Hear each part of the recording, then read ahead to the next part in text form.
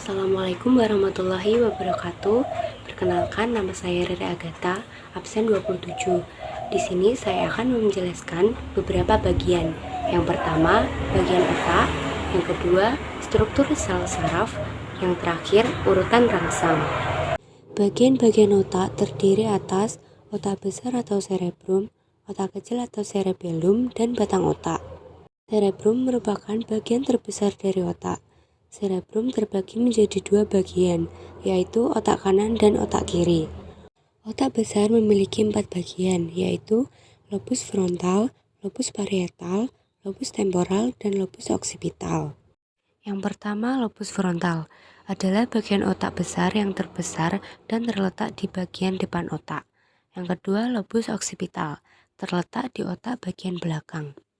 Ketiga, lobus parietal terletak di belakang lobus frontal. Yang keempat, lobus temporal terletak di kedua sisi kepala yang sejajar dengan telinga. Selanjutnya ada otak kecil atau cerebellum. Otak kecil terletak di bawah otak besar pada bagian belakang otak, di bawah lobus occipital. Setelah itu ada batang otak.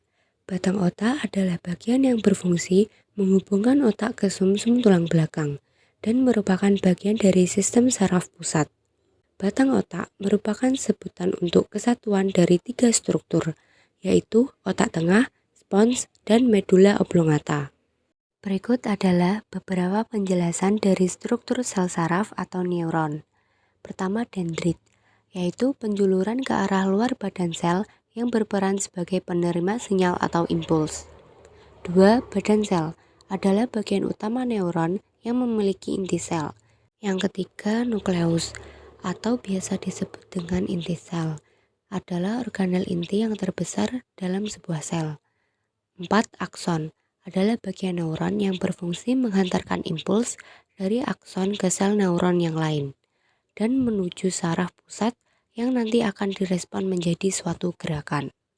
Pada akson terdapat selubung mielin, yaitu bagian sel yang membungkus akson. Selubung mielin terdiri atas sel-sel Schwann. Terminal akson, yaitu tempat bertemunya sel-sel saraf dengan sel saraf lainnya. Nodus Ranvier adalah bagian antar dua segmen selubung mielin, berfungsi sebagai loncatan impuls saraf agar sampai lebih cepat ke tempat tujuan. Yang terakhir adalah urutan jalannya rangsang. Pertama, gerak sadar. Urutannya, indera, saraf sensorik, saraf penghubung di otak, saraf motorik, dan efektor. Kedua, gerak refleks. Urutannya, rangsang, saraf sensorik, sumsum tulang belakang, saraf motorik, dan efektor. Sekian penjelasan dari saya, semoga bermanfaat. Wassalamualaikum warahmatullahi wabarakatuh.